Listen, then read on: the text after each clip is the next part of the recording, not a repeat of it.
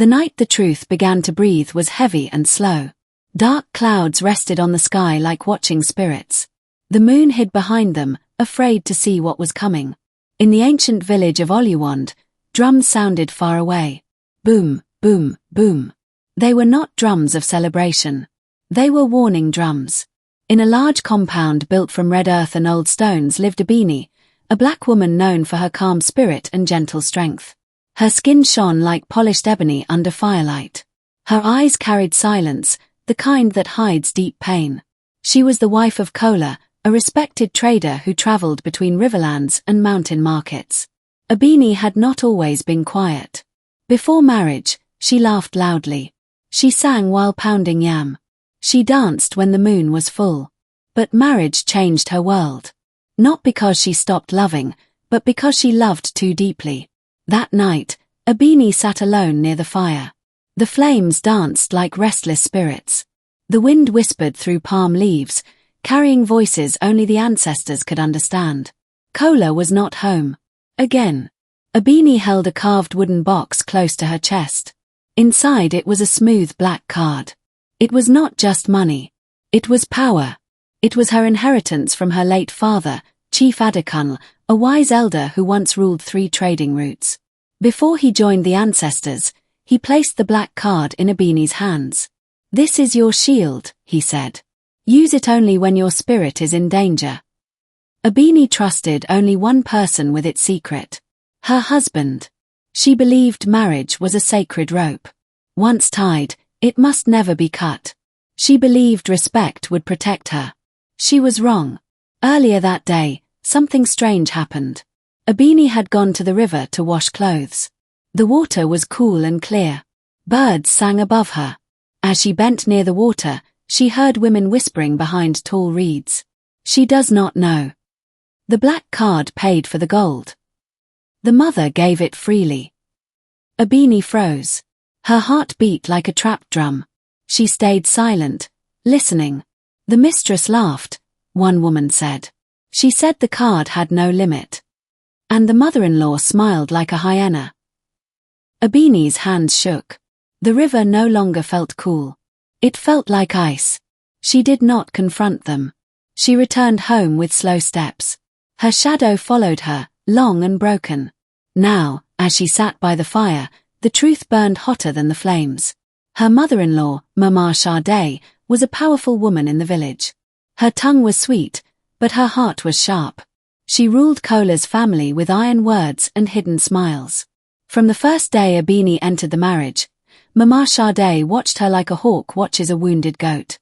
"You are too quiet," Mama Sade often said. "A woman who keeps silence is hiding poison." Abini never answered back. But Mama Sade answered for her. Mama Sade had taken the black card. She had given it to Ladune, Kola's secret woman. Ladune was beauty wrapped in danger. Her laughter was loud.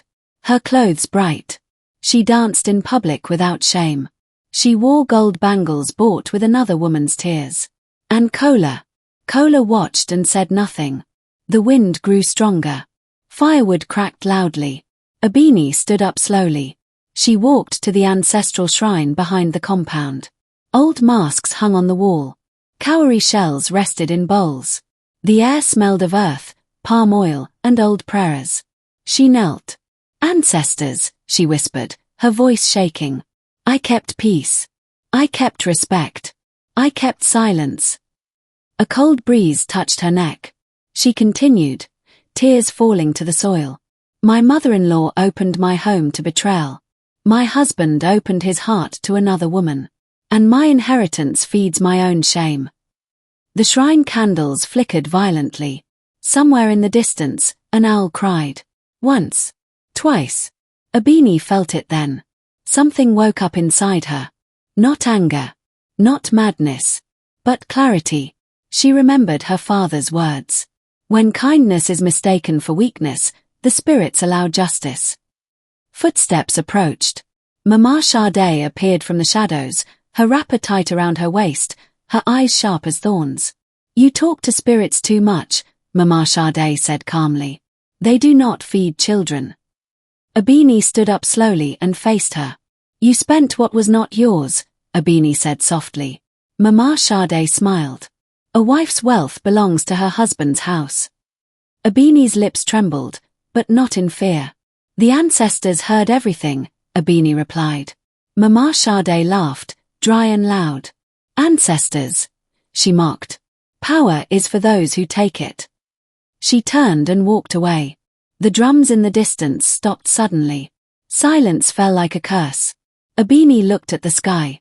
The clouds moved, revealing the moon at last. It was red. Very red. She returned to her room and opened the wooden box again. The black card was still there. But its spirit had changed. That night, Abini did not sleep. She planned. And somewhere beyond the forest, beyond the riverlands, beyond the mountains, the ancestors listened. The next morning, the village woke to strange news. A royal gathering had been announced. The town crier moved through Oluwand, ringing his bell loudly. His voice echoed between mud houses and tall palms. By order of the Council of Elders. By the voice of the ancestors. All families must gather at the great square before sunset. People whispered as they stepped out of their homes. Some said a king had died. Others said war was coming. No one knew the truth. Only Abini knew. She stood at the riverbank, washing her face in cold water. The river reflected her image, calm, steady, unbroken. Birds flew low over the water. The forest watched in silence. Today was the day of turning. She returned home and dressed carefully. She wore a deep indigo wrapper, the color of night wisdom. Around her neck, she placed her father's old bead necklace. It felt heavy with memory. In her hand, she carried a small leather pouch. Inside it was the black card. Not hidden. Not ashamed. Open. When the sun leaned toward evening, drums filled the air. The great square came alive with movement. Elders arrived first, their staffs tapping the ground. Warriors stood tall at the edges. Women carried children on their backs. Smoke from cooking fires curled into the sky. At the center of the square stood the Mask of Truth, an ancient wooden mask used only when lies threatened the village. It was carved with wide eyes and a mouth half open, as if ready to speak. Elder Moraunki sat beside it. Abini took her place among the crowd. Mama Sade arrived with confidence, her chin high. Ladun followed, glowing with jewelry. Kola walked behind them, his steps slow. When all had gathered, the chief elder rose. The ancestors have spoken, he said. A shadow eats this village from inside. A low murmur moved through the people. Someone has broken sacred trust, the elder continued. Someone has fed greed with another's blood. Abini stepped forward. Gasps filled the square. She walked calmly to the center, standing before the Mask of Truth. The drums softened, beating like a heart. I am Abini, she said clearly, daughter of Chief Adekunle, wife of Kola. Her voice did not shake. I bring a matter before the ancestors. Mama Sade's eyes narrowed. Sit down, Mama Sade hissed. You shame your husband. Abini did not turn. My father left me an inheritance, Abini said. A black card meant to protect my future. She raised the card high. The crowd stirred. I trusted my husband's house, she continued. But my trust was eaten. Mama Sade laughed loudly. This is foolishness. Elder Moraunki struck the ground with her staff. Silence, she commanded. Abini looked directly at Mama Sade for the first time. You took what was not yours, Abini said. You fed another woman with it. The crowd erupted in whispers. Ladun stepped back, her bangles clinking nervously. This is a lie, Mama Sade shouted. Everything in my son's house belongs to me. The chief elder raised his hand. Let the mask hear, he said. Mama Sade was pulled forward. The Mask of Truth was placed before her face. Drums stopped completely. The silence was painful. Mama Sade opened her mouth to speak, but no sound came out. Her eyes widened in fear. Sweat poured down her face. The elders watched closely. The mask does not punish lies. It reveals them.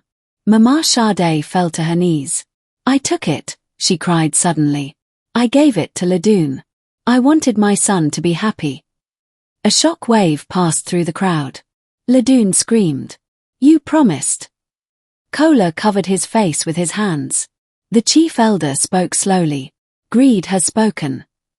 Abini felt tears rise, but she held them back. This is not all, she said softly. She turned to Kola. You knew, she said. You allowed it. Kola fell forward. Yes, he whispered. I was weak. The crowd groaned. The elder nodded gravely. Truth has been uncovered, he said. But truth demands balance. Abini stepped closer to the mask. I do not ask for blood, she said. I ask for what is mine, and for justice. The wind rose suddenly, lifting dust into the air. The mask's eyes seemed to glow in the firelight. Elder Moranki spoke. The ancestors accept her request, she said. But a deeper wound remains. She turned to Abini. Your father's spirit waits, the elder whispered. He has more to reveal. That night, Abini dreamed. She stood in a forest filled with mist.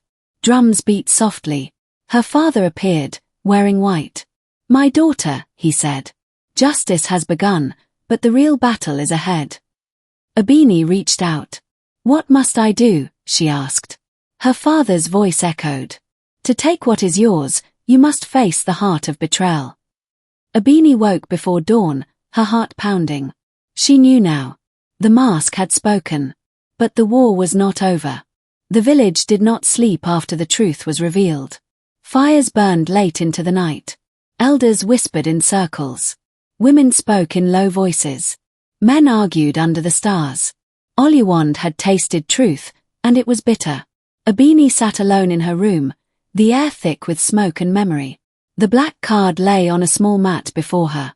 It looked simple, silent, harmless. Yet it had shaken a whole house. She thought the exposure would bring peace. It did not. Just before dawn, a cold knock sounded on her door. Knock, knock, knock. Abini opened it slowly. Kola stood there. His eyes were red. His shoulders slumped like a man carrying a heavy load of shame. We need to talk, he said quietly. Abini stepped aside without a word. Kola entered and sat on the floor. The morning light crept in, pale and weak. I failed you, he said. I allowed my mother to rule my marriage. I allowed desire to blind me. Abini listened, her face calm, her heart heavy. You watched them spend my father's sweat, she said. And you slept peacefully. Kola's voice broke. I was afraid. Fear, Abini replied, does not excuse betrayal. Outside, the wind rose, rattling the palm leaves like dry bones. I want to fix this, Kola said desperately. I will send Ladun away. I will speak to my mother. Abini looked at him then. Really looked. Too late, she said softly. Kola froze. What do you mean? The ancestors are already moving, she answered. As if summoned, Mama Sade's angry voice rose from outside. She is poisoning you. Mama Sade shouted as she entered the compound. She wants to destroy this family. Mama Sade stormed into the room, her eyes burning. You humiliated me before the whole village, she spat at Abini. You think the ancestors belong to you alone. Abini stood slowly. I only spoke truth, she said. Mama Sade raised her hand. The air went still. Kola jumped between them. Enough, he shouted. You have destroyed my home. Mama Sade stared at her son in disbelief. You choose her over your own blood? She asked. I choose truth, Kola said weakly. Mama Sade laughed, but it sounded broken. You think this is finished, she said, pointing at Abini. You have no idea what you have awakened. She turned and left, her wrapper dragging dust behind her. That same day, the elders announced their judgment. Mama Sade would lose her authority in the family. Ladun would be banished from the village. The stolen wealth would be returned. The village nodded in approval. But the ancestors were not satisfied. That night, strange things began to happen. Cows refused to eat. Dogs howled at empty spaces. The river turned cloudy. Abini felt it in her bones. She walked to the ancestral shrine as darkness fell. The air was cold. The firelight flickered wildly. She knelt and placed her forehead on the earth. "Why is there no peace?" she whispered. The wind answered, sharp and strong. "Because silence bled too long." Abini's chest tightened. A figure appeared at the edge of the shrine. "Elder Moraunki, you cannot heal a wound by closing your eyes," the elder said. "What must I face now?" Abini asked. "The part of you that stayed silent," the elder replied. "The part that allowed pain to grow roots." Before Abini could speak, a scream tore through the night. "Ladun!" The scream came from the forest path. People ran with torches. Warriors grabbed spears. Abini followed, her heart racing. They found Ladun near the edge of the forest, shaking, her face pale. "I saw her!" Ladun cried. "She stood in fire." "Who?" the villagers asked. "Your mother," Ladun screamed at Kola. "She cursed me. She called spirits." Mama Sade was brought forward. She stood tall, unafraid. "I did nothing," she said calmly. "The spirits answer only truth." But the air around her felt wrong. Elder Moraunki stepped forward. "You sought power in darkness," the elder accused. "You used fear to control." Mama Sade's eyes flashed. "I did what I had to do," she shouted. "This woman came and stole my son." The crowd gasped. Abini felt a sharp pain in her chest. "So this is the heart of it," she whispered. Mama Sade pointed at Abini. "She must leave."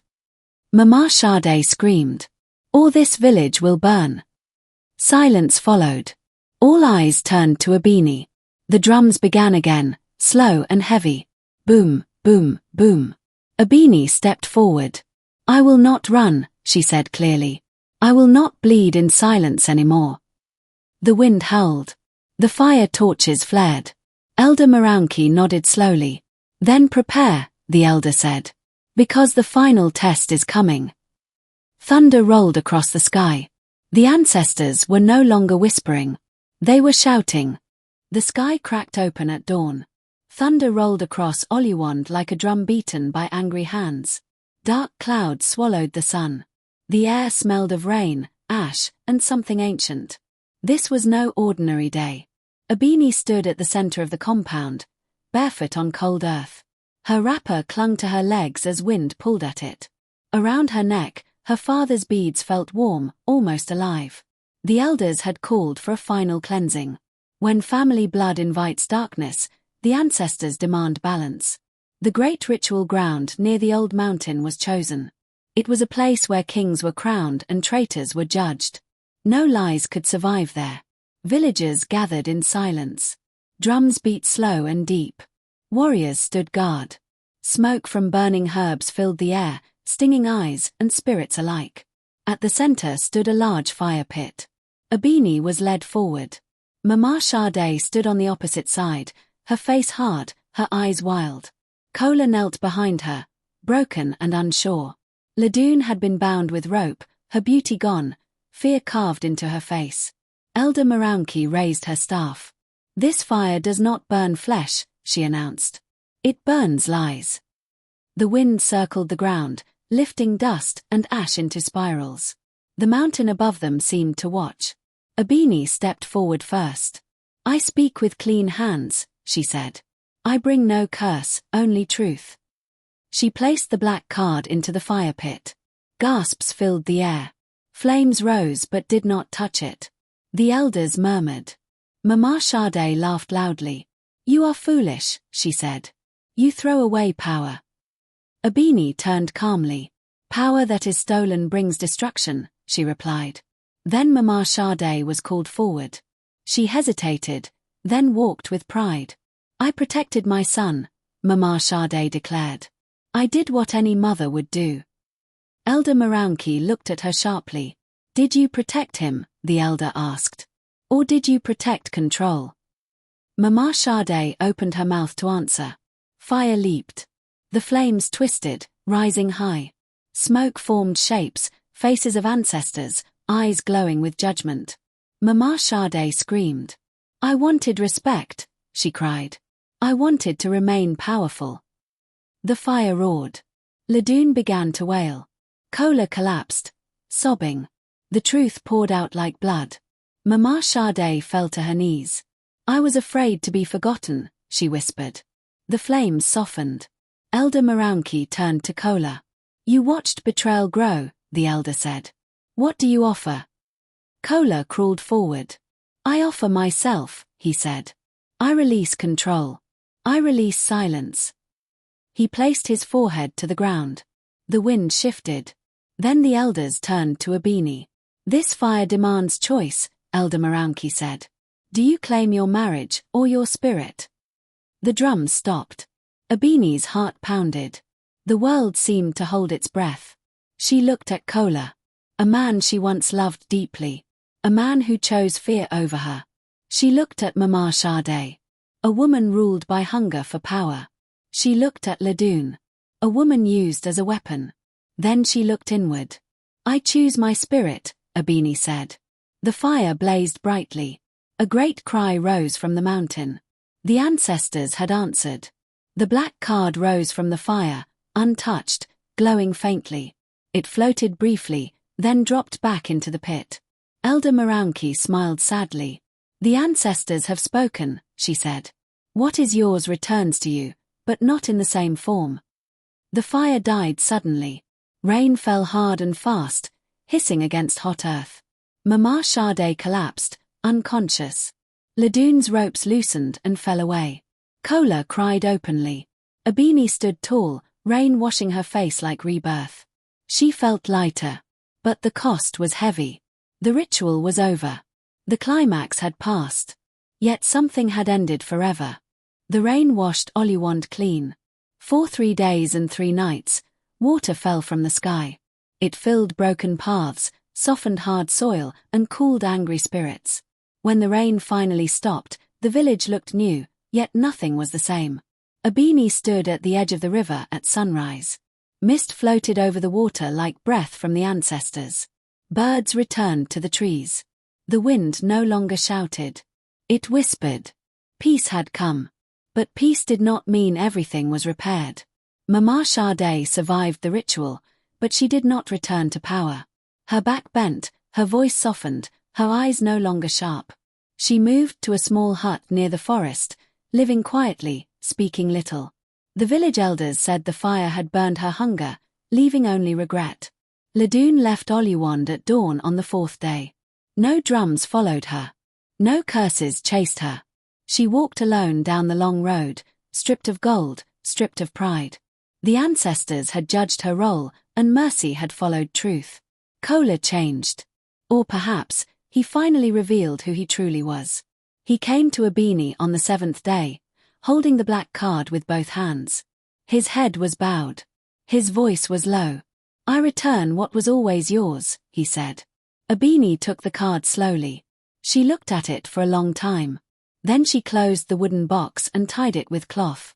This card no longer holds my future, she said calmly. Kola looked up in shock. What do you mean? My father gave it to protect me, Abini replied. And it has done that. She stepped closer. But protection is not chains, she continued. And marriage without honor is not shelter. Kola's eyes filled with tears. You are leaving me, he whispered. Abini nodded. Yes. The word was gentle, but final. The elders gathered later that day under the baobab tree. Drums played softly, not in warning, not in celebration, but in understanding. Elder Moranki stood before the people. Today, she announced, we witness the return of balance. She turned to Abini. This woman walked through fire without losing her soul, the elder said. She chose truth over fear. Spirit over comfort. The elders agreed. By ancestral law, Abini was granted full ownership of her inheritance, land rights from her father's lineage, and freedom from the marriage bond that had been broken by betrayal. No one argued. The ancestors had already spoken. That night, Abini packed her belongings. Very little. Clothes, beads, herbs, memories she could carry without pain. Before leaving, she visited the ancestral shrine one last time. She knelt and pressed her forehead to the earth. "Thank you," she whispered. A warm wind touched her skin. In her heart, she heard her father's voice one last time. "You did not lose. You returned to yourself." At dawn, Abini walked away from the compound that once held her tears. She crossed the savannah, past the riverlands, and moved toward the mountains where her father's people lived. With every step, she felt lighter. Months passed. Seasons changed. Abini built a new life near the mountain market. She became known not as a wife, not as a victim, but as a woman of wisdom. She helped other women protect their inheritance. She taught young girls that silence is not the same as peace. At night, she sometimes heard drums in the distance. Not warning drums, but drums of remembrance. In Oliwond, people spoke her name softly. She faced fire and walked out whole. And when mothers warned their sons, they said, "Do not mistake a woman's patience for weakness." Because the ancestors were watching. And justice, though slow, never forgets. Moral lesson. Silence does not keep peace when injustice lives inside it. Power taken through betrayal destroys families, but truth guided by wisdom restores the spirit. A woman who knows her worth cannot be stolen from, only respected. Part 6 ends here. Morning came slowly to Oliwond village. The sun rose like a tired eye, watching but saying nothing. Abini stood outside her hut, listening to the village wake. Roosters crowed. Mortars hit yam. Children laughed and ran through dust. Life continued, unaware that something sacred had been broken. Inside her chest, a storm was growing. She wrapped her dark cloth tightly around her body and walked toward the market path. The red earth felt warm under her feet. With every step, memories followed her like shadows. She remembered the day she arrived in Kola's family house. Drums played. Women ululated. Mama Sade smiled wide and called her my daughter. That smile now felt like a knife hidden in cloth. At the market, colors shouted everywhere. Red peppers. Yellow corn. Blue beads. The smell of smoked fish mixed with palm oil and sweat. Traders called out prices. But as Abini passed, voices dropped. Eyes followed her. Whispers crawled behind her back. That is her. The quiet wife. She does not know her husband's bed is crowded. Abini kept her head high. Her face was calm, but her spirit shook. Each whisper cut deeper than the last. She stopped at an old woman's stall beneath a great baobab tree. The tree was ancient. Elders said it had seen wars, kings, and broken promises. Beneath it sat Elder Moranki, a woman whose hair was white like ash and whose eyes were deep like old wells. Elder Moranki did not sell food or cloth. She sold truth. "You walk like one carrying fire in her stomach," the elder said without looking up. Abini swallowed hard. "I need answers," she replied. The elder slowly raised her head. The air around them felt heavy. Even the market noise seemed far away. "Sit," Elder Moranki said. Abini sat on a low stool. The baobab leaves rustled above them, though there was no wind. "Speak," the elder commanded. Abini told everything. The black card. Her father's inheritance. Mama Sade. Ladoon. Kola's silence. As she spoke, her voice trembled, then steadied. Tears fell, darkening the earth. When she finished, Elder Moranki closed her eyes. "The spirits have been restless," she said. "Drums beat without hands. Owls cry at noon. This is not small betrayal." Abini leaned forward. "What must I do?" The elder opened her eyes sharply. "You stand at a crossroad," she said. "One path is silence. It leads to slow death. The other path is truth. It leads through fire." Abini's heart beat fast. "I am not afraid of fire," she whispered. Elder Moranki nodded. "Good. But know this," she warned. "Revenge without wisdom poisons the soul. Justice guided by ancestors heals it." Before Abini could ask more, loud laughter broke the moment. Ladoon's voice. Abini turned. Ladoon walked through the market like a queen. Gold bangles jingled on her wrists. Her wrapper was bright red. her head held high. Mama Sade walked beside her, smiling proudly. Kola followed behind them, his eyes low, his shoulders heavy. Pain stabbed Abini's chest. Mama Sade saw her and stopped. "So you come to the market now?" Mama Sade asked loudly. "Good. A woman should not hide in her house." Ladune laughed softly. "Greetings, sister wife," she said sweetly. The words burned. Abini stood slowly. The market grew quiet. Even the birds seemed to stop singing. "You wear my father's sweat on your body," Abini said calmly. A sharp breath moved through the crowd.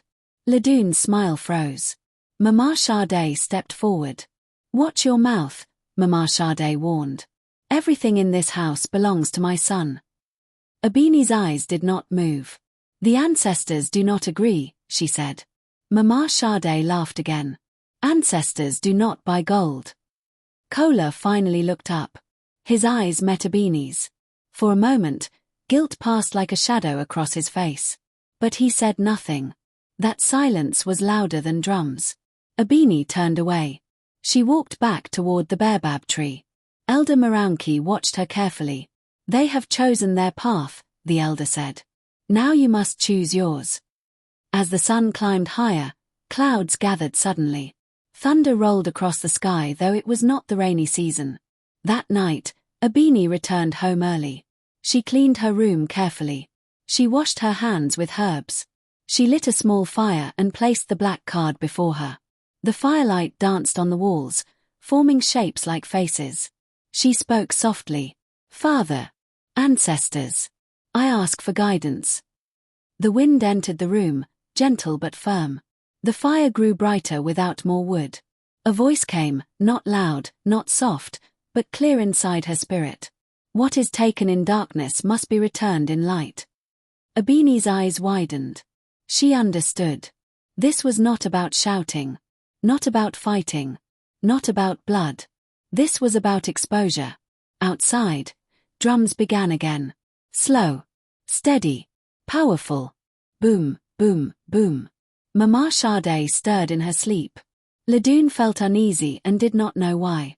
Kola turned on his mat, sweat covering his body. And Abini sat quietly, her face calm, her heart sharp. The path ahead was dangerous. But it was hers.